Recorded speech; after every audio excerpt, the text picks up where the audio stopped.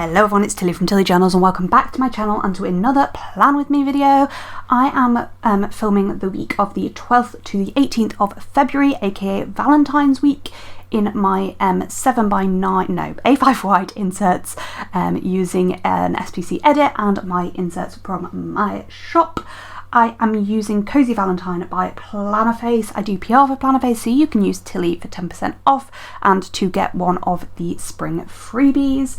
I am using a pink sparkly foil from Scribble Prints Co. in the new star format, as well as my hot dot underlays from my shop, which I am layering with the star underlays just to get that extra little bit of sparkle underneath. It actually works really well. You can still see the hearts and a few of the stars, and it just means that the underlays do not perfectly match the headers as well, which is always my favourite thing to do. I do like to use fundlays even with non-things. I am looking at trying to do some solid underlays in my next month, so in my March or April kit. I think I filmed my March kit lineup, so in my April spreads. Let me know what you're thinking of solid underlays at the moment. I haven't tried it yet, but yeah, I'm excited. What else have I done in this spread? Anything else special? Oh, I ripped my washi, as you can see there, so I'm just trying to get it down perfectly. And I haven't put a full box in the sidebar because I read 5 novelettes slash novellas slash short stories. I think they're technically, most of them are technically novelettes, but yeah, they're marketed as short stories, so I never know which to count them as. So I read a lot this week.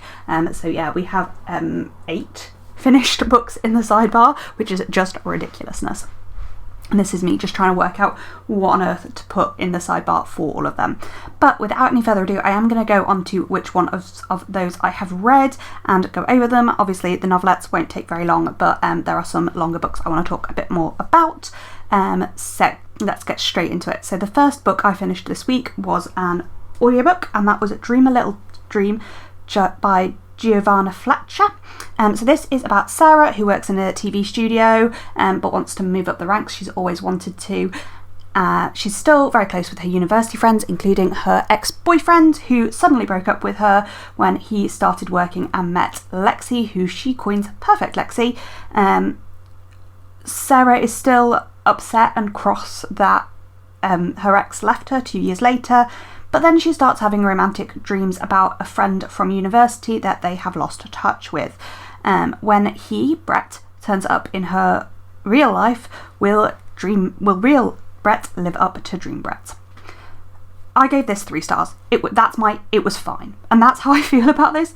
I wanted more from it, but it was fine. There was nothing wrong with it. Well, there were, but we'll go into that. It just, honestly, Sarah kind of annoyed me. She wasn't a particularly likeable heroine for me.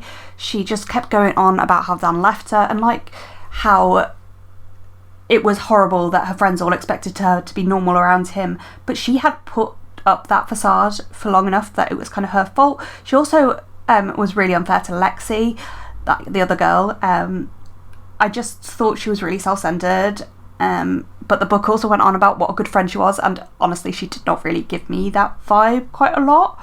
And she didn't really get over Dan until there was another guy on the scene, and that is just, it's never my most likeable thing about heroines. It's like, oh, you can't get over a guy unless you're dating somebody else. Oh, no, thank you.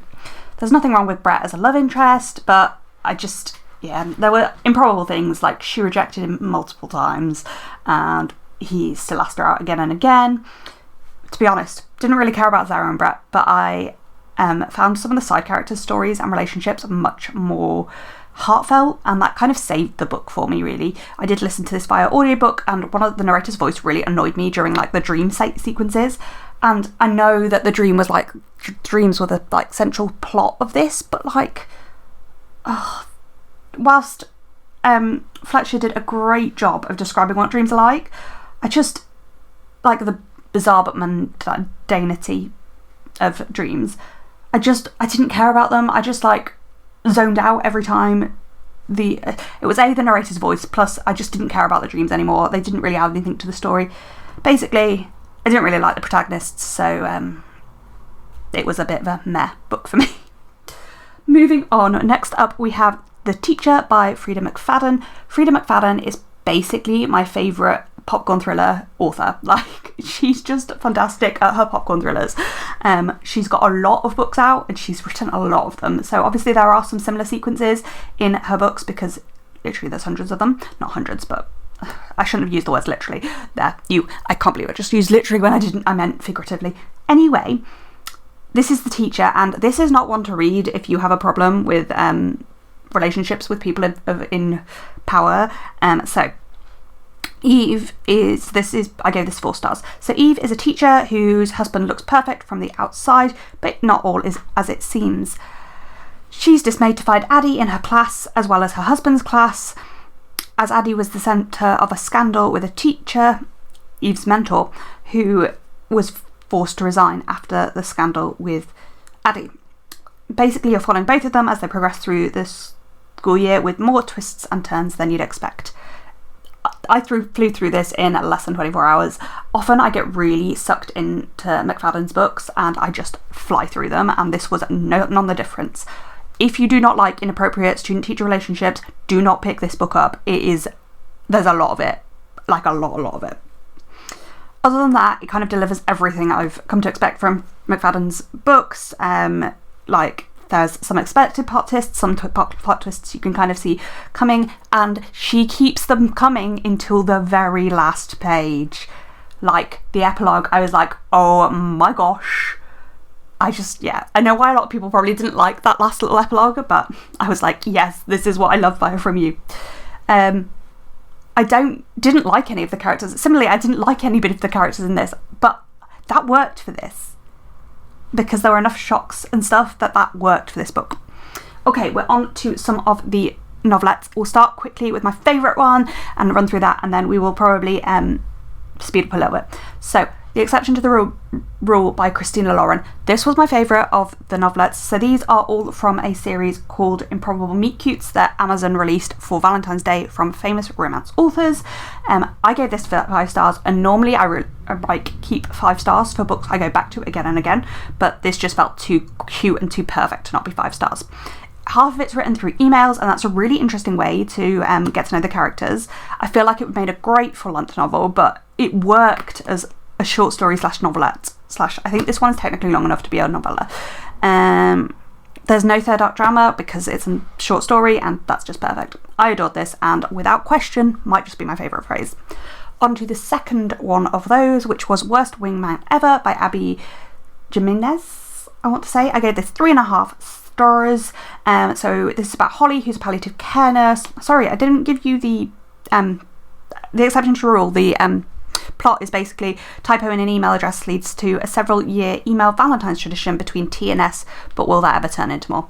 Worst Man Ever, basically Holly's a palliative care nurse looking for her grandmother in her last days of life. She comes back to her car to find a Valentine's card addressed to somebody else. John accidentally left this on her window. He was meant to be delivering a card to his brother's girlfriend for his brother. Can this mistake lead to something more? Basically, I loved this because partly it hit me in the feels because I read this very close to my grandmother's birthday. It's on the 20th, my grandmother's birthday, late grandmother's birthday. And this was quite cute, and John seems like a literally lovely human being, which is my favourite kind of guy. But there were too many coincidences as this, but it was still enjoyable. On to Rosie and the Dreamboat, which I gave by Sally Thorne, which I gave 2 stars to.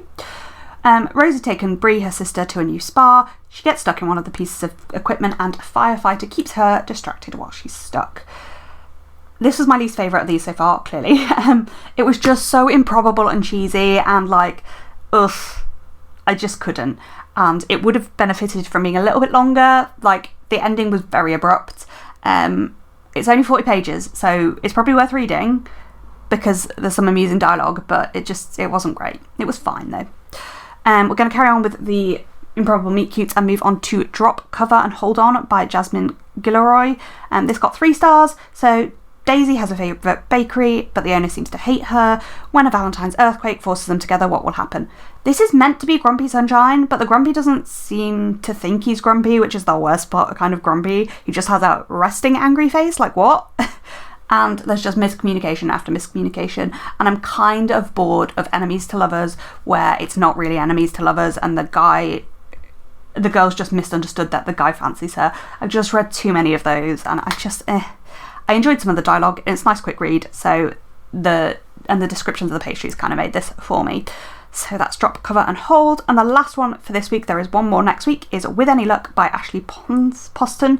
So this is a 2.5 star read from me, and basically Audrey believes that every person she kisses will find their true love the next day. So when her best friend, who she is best man for, goes missing after a wild night, the night before his wedding, she believes that she kissed him and he's run away because he's found the love of his life. She works with the male maid of honour to find him before the wedding bells ring. Again, this would benefit from being longer. There was just too many storylines and too many bits happening in too short a story. It just didn't work. There were too many side plots, and I think it needed to either focus on one of those plots or be at least twice as long. I would have enjoyed it if it was longer and we had a bit more time with the characters, but the jumping around of timelines just didn't work for something of this length. And it was a super predictable storyline. Like, I guessed where the groom was straight away, but it was still a cute little story and I liked watching the relationship, but there wasn't just enough time to feel attached to the characters. I still have one more book to go over. I know I'm well into the day by day, but I will fly through that. Not a lot of interest happened this week. Mostly I was reading and being miserable, but I will just quickly run over the last book I read, which is 8 Perfect Hours by Leah Lewis. I gave this 2 stars. I listened to this via audiobook. So Noelle is stuck in a traffic jam and keen to get back to her mum, who's unwell. She doesn't have dementia, that's just a lie. She meets Sam, who's an American, and has an amazing time chatting with him for 8 hours while they wait for the traffic to clear. They leave thinking they'll never see each other again, but life has other ideas. I don't get what Noelle seems in Sam. It tells you how amazing time they had a lot, but it doesn't show you that, and that's just not something I like about romance novels. I don't want to be told how they fall in love. I want to see it. I want to see why they like each other, and I just didn't feel that. And to be honest, most of the time you do see him, you're like comparing this new guy to Noelle's ex, and it's just like also, Noelle is not the most likeable heroine. She goes on about how much she helps everyone, and so she's so bitter about it. She just never seems happy that she's helping other people, and just very unlikable to me. It's very much fated lovers, and I'm not sure if I'm just not a fan of that trope, because I don't think there is one best fit. I think there's one best fit for everyone, but I don't think anybody's fated to be with anyone. There's also a big focus on Daisy, who is a teenage friend of Noelle's who died in a car accident. I felt like this dragged. There was too big. I wasn't a big fan of the characters, and I'm just not sure fated lovers is for me, so that's why I gave it 2 stars. So now I better get on with the day by day, because I've got 3 days to catch up with. But basically, so first off, on Monday I did some designing of some scripts, probably for the spread, to be honest with you, and then I went grocery shopping. Then I had a video call with Sophie. We do a planner school call each week, or we're trying to, just for her to do some planning and just have some nice time together. Anyway, then Soch found out that his leave for Florida was rejected, and I was stressing out about that. Then I was reading The Teacher, went for a walk, and then I had a long talk with my family about the leave and what we were going to do about Florida, etc. And I was in my feels. I can't remember whether it was this day or the next day that Soch went and spoke to the people at work about his leave, because he was angry because he'd booked it ages ago. But I'm not going to go into that because I do not have the time. On to the 13th, I was really in my feelings this day, and this is the start of me being really down for a little bit. Still going on, unfortunately, but yeah. So I sat on the sofa and felt sorry for myself for most of the day, did some memory planning to try and pull myself up, read The Teacher, I went for a walk and listened to the Junior Doctor forum and contributed where necessary. I just like to know what's going on with Junior Doctor issues in the hospital. I did some building of my Harry Potter Lego, then I played Wingspan with my husband, and we watched some Emily in Paris, which I am really enjoying. It's a very good series. If you've not watched it yet, I highly recommend. On to Wednesday, which was Valentine's Day. I was very in my feelings and struggling to do anything. Soch was on video calls, but yeah, I was just chilling out. So I put on Wild Child to try and pull myself up, and then I went to my work induction for GP training, and it was just so long. It was so much longer than it needed to be. And then after that I came home and I sorted some Lego with my mum. We've got some in for a fundraising event that we do, so we were sorting through that to see if all the pieces were there. On to Thursday, I had an appointment with my care co, and we talked about like my return to work, and also we're doing a module together on perfectionism, so that was really good to like talk through that with her, because it is something that I struggle with, is perfectionism. Then I stickered my journal for my like feelings journal. Basically it's where I write about the day and how I feel about it and stuff. It's just like my brain dump, getting emotions out on paper journal. Anyway, then went for a walk, did some grocery shopping, I read the entirety of The Exception to the Rule, edited a video, took my nails off ready for an actual day of work the next day. Then Soshin found out that he could get some leave. They'd looked at the calendar again and sorted that out, so we booked Florida, yeah. And then we watched some Emily in Paris. On to Friday, I did 4 hours at work. I found it super overwhelming, but then I sat and met with Rachel, who is my line manager, and yeah, then I came home and I read the Wingman novelette, put on my new fake nails, organised some Lego with my mum, watched some Emily in Paris, and I was feeling pretty tired out and dissociated. On to Saturday, we sorted out a load of laundry. I pulled stickers for this plan with me. Then we drove across to Manchester and got Cinnabon on the way. Went over to my in-laws' house, we had a nice time, but on the way home I got really overwhelmed about how busy I was and how much stuff I had on, and I have barely any time. So then I talked to my mum and made plans. We then had our Discord Secret Santa opening presents. I got amazing presents and I went for a late night walk. On to Sunday, which I really need to fly through. I was in my feelings, did a load of housework, did some groceries, read 2 of the novelettes, went for a walk, built some Lego Hogwarts, and watched Emily in Paris. And that is it for the week. Thank you for watching. Here are my leftovers. Oh my god, that was so fast. I'm sorry for those of you who think I talked too fast, because that was speedy. I hope you enjoyed this video. Comment, like, down below, all that kind of jazz, and I hope to see you in the next one. Look at that foil wiggle. Thanks for watching. Bye.